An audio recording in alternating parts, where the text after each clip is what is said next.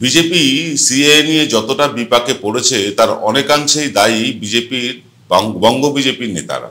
তারা এক একজন এমন আলটপকা মন্তব্য করছেন যাতে বিষয়টা আরো ঘোরালো হয়ে যাচ্ছে। আমরা বেশ কয়েকদিন ধরে লক্ষ্য করছি, সিএএ ঘোষণা হওয়ার বেশ কিছুদিন আগেই শান্তনু ঠাকুর ঘোষণা করেছিলেন 7 দিনের মধ্যে সিএএ লাগু হবে। তারপর সেটা লাগু হয়নি, 7 দিন পরেই লাগু হয়েছে। ক্ষমা চাইতে হয়েছিল তাকে।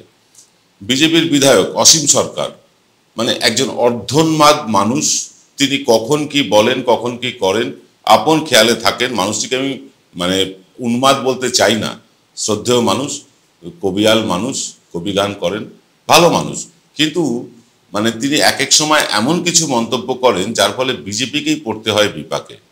আর সাম্প্রতিককালে তথাগত রায় টুইট করে একদম বিস্ফোরণ ঘটিয়ে দিলেন। আজকের এক্স ফ্যাক্টর আলোচনা করব তাই নিয়ে।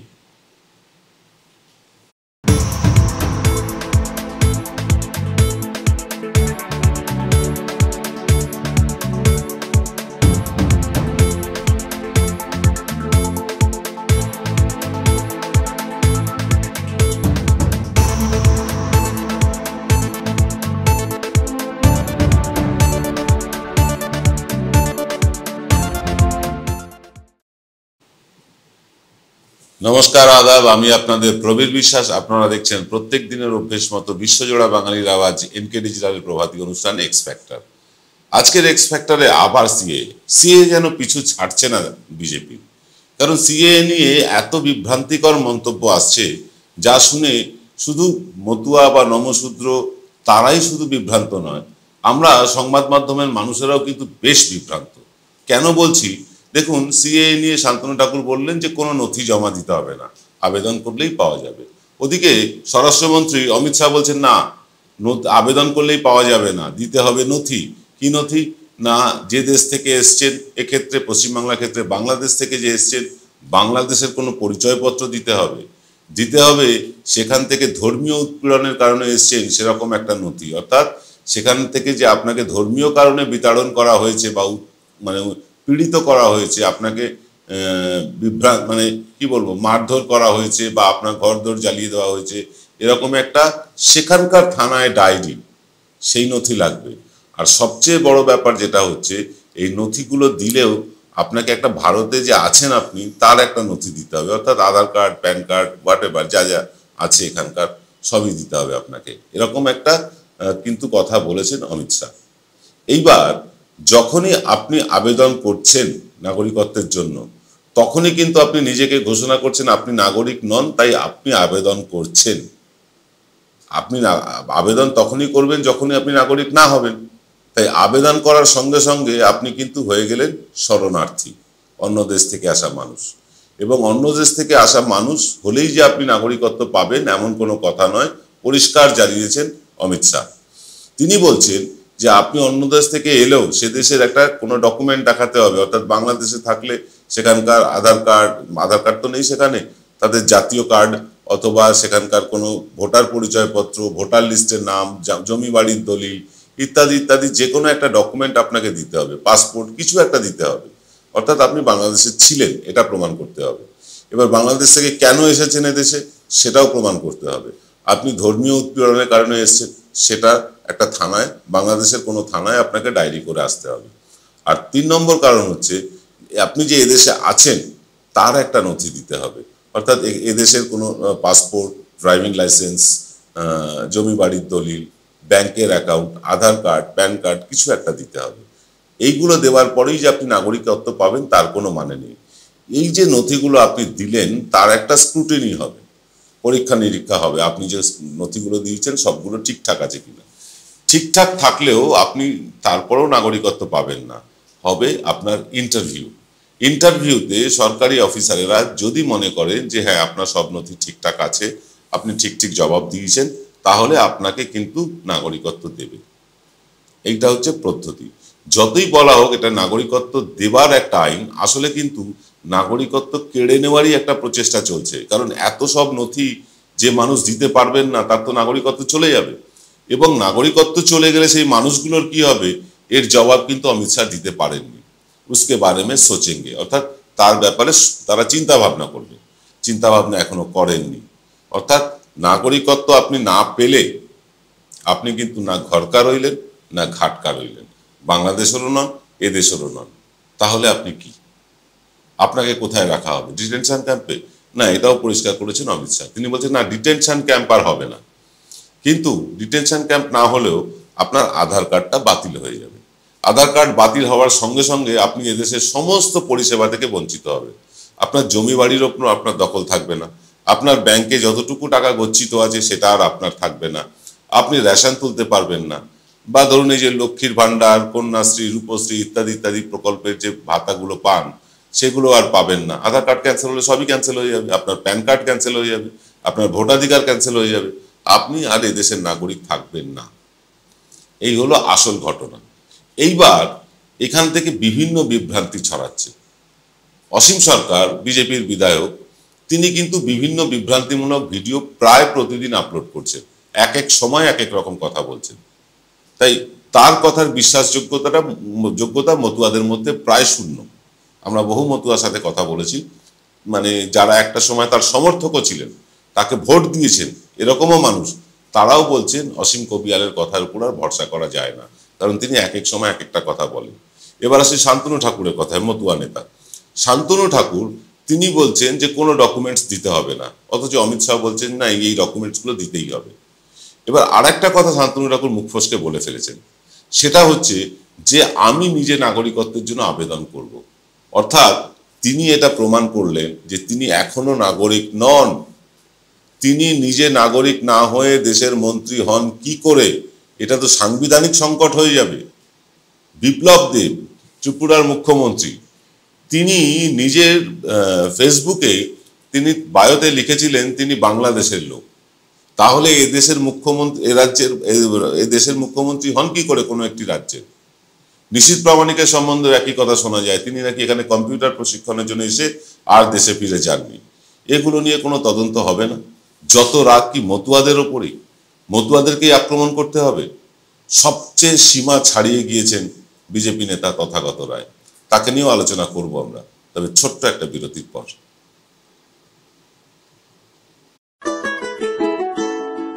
সেরাই যখন হাতের কাছে, অন্যটা কেনই বা কিনি? আজ বাঙালির ঘরে ঘরে একটাই নাম, সুন্দরিনী।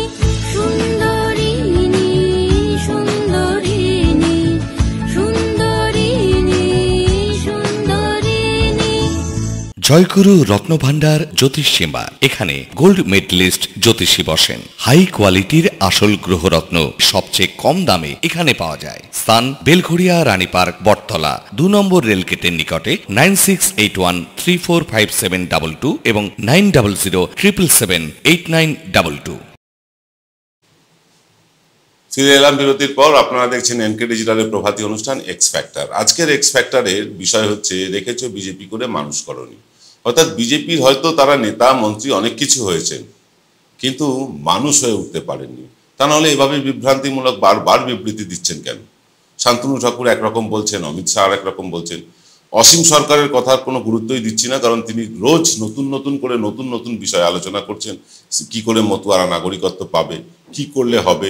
এমনকি তিনি কেন্দ্রের সরকারের বিরুদ্ধে তোপ দেখেছেন মতুয়ারা নাগরিকত্ব পাচ্ছে না বলে, সে ভিডিও আছে। তো অতএব তাঁর কথাকে কোনো গুরুত্ব দিচ্ছি না। তিনি ভালো মানুষ, শ্রদ্ধার মানুষ, সে শ্রদ্ধার জায়গায় রেখেই বলছি, তাকে কথাকে গুরুত্ব দেওয়া সম্ভব হচ্ছে না। কিন্তু শান্তনু ঠাকুর, তিনি দেশের জাহাজ প্রতিমন্ত্রী, তিনি যেটা বলছেন দেশের স্বরাষ্ট্রমন্ত্রী ঠিক তার উল্টো কথা বলছেন। শান্তনু ঠাকুর বলছেন তিনি নাগরিকত্ব নেবেন, নাগরিকত্বের জন্য আবেদন করবেন।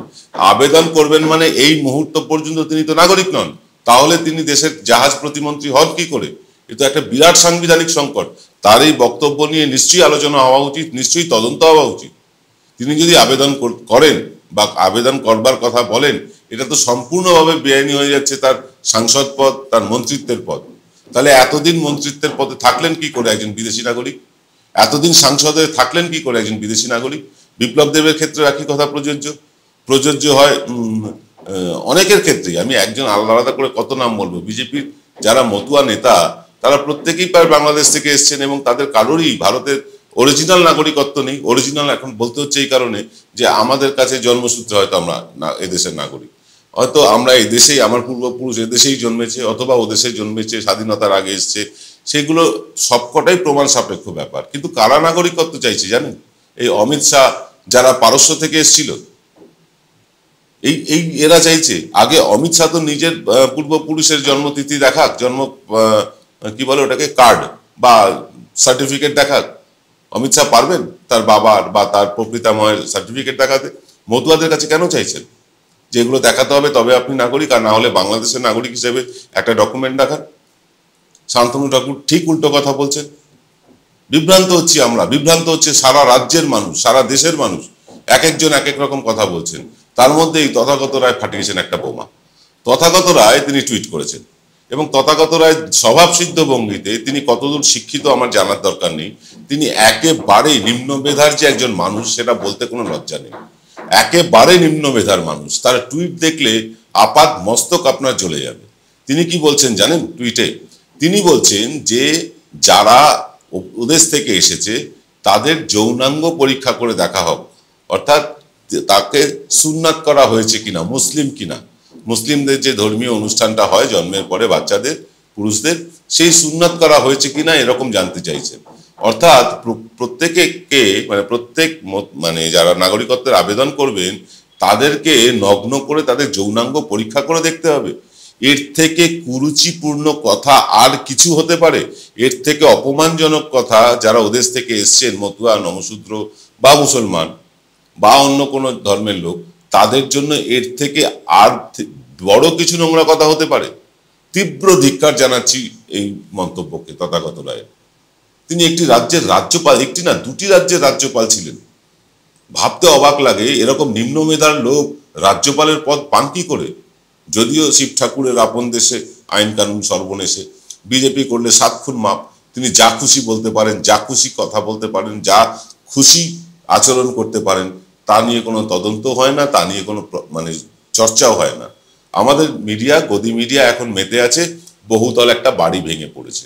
হ্যাঁ, বাড়ি ভেঙে পড়াটা নিশ্চয়ই অন্যায়, সেখানে খোঁজ খবর নেওয়া দরকার কারা এই দুর্নীতির সাথে যুক্ত। কিন্তু তথাগত রায়ের এই বক্তব্য নিয়ে ঘণ্টাখানেক আলোচনা হবে না, কোনো চ্যানেলে হবে না। মতুয়াদের এত বড় অপমান করেও পার পেয়ে যাবেন তথাগত রায়। গতকাল আমরা খবর পেলাম মতুয়ারা দল বেঁধে তথাগত রায়ের বাড়ি ঘেরাও করেছেন, এবং ঘেরাও করেছেন, তারা প্রতিবাদ জানিয়েছেন। কিন্তু তারা প্রতিবাদ জানাবেন, বিজেপি নেতারা, শান্তনু ঠাকুর তো প্রতিবাদ করলেন না এই কথা, অসীম কবিয়াল, অসীম সরকার তিনি তো প্রতিবাদ করলেন না এই কথা, বিজেপির রাজ্য নেতৃত্ব তারা তো ধিক্কার জানালো না তথাগত রায়কে। তার মানে কি তারা এই কথাটাই এন্ডোর্স করছেন, তারা এই কথাকেই মান্যতা দিচ্ছেন যে যারা ওদেশ থেকে আসবে, তিনি মতুয়া হন বা নমশূদ্র হন বা মুসলিম হন, তাকে নগ্ন করে তার যৌনাঙ্গ পরীক্ষা করে দেখা হবে তিনি মুসলিম কিনা? ছি তথাগত রায়, আপনার এই কথা নিয়ে আলোচনা করতেই ঘেন্না হচ্ছে। আপনাকে একজন বাঙালি মানুষ হিসাবে ভাবতে ঘেন্না হচ্ছে। আপনি বাঙালি জাতির কলঙ্ক, বাঙালি সমাজের কলঙ্ক। ক্ষমা চান প্রকাশ্যে, ক্ষমা চান প্রকাশ্যে এই ধরনের মন্তব্য করার জন্য, এবং ভবিষ্যতে আর কখনো করবেন না, এটাও আপনি স্বীকার করুন। আদালত কেন হস্তক্ষেপ করছে না? কেন স্বতঃপ্রণোদিতভাবে সুমোটো মামলা করছে না তথাগত রায়ের বিরুদ্ধে? আদালত তো অনেক ক্ষেত্রেই স্বতঃপ্রণোদিত হয়ে মামলা করে। কেন তথাগত রায়ের এই টুইটের জন্য আদালত মামলা করবে না? কেন পুলিশ প্রশাসন সক্রিয় হয়ে কোমরে দড়ি পরিয়ে তথাগত রায়কে নিয়ে যাবে না? এভাবে মতুয়াদের অপমান করা যায়? এভাবে মুসলিমদের অপমান করা যায়? এভাবে নমশূদ্রদের অপমান করা যায়? আমরা জানি না। আমরা সত্যি এই নিয়ে কথা বলতে আর ভালো লাগছে না।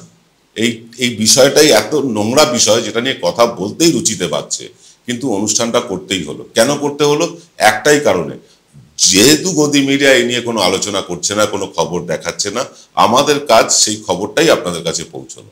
খবরটা পৌঁছে দিলাম, আজকের অনুষ্ঠান শেষ করব। সকলে ভালো থাকবেন, দেখা হবে রাত 8টায় এনকে ডিজিটালের সান্ধ্য অনুষ্ঠানে। আজ এই পর্যন্ত, নমস্কার।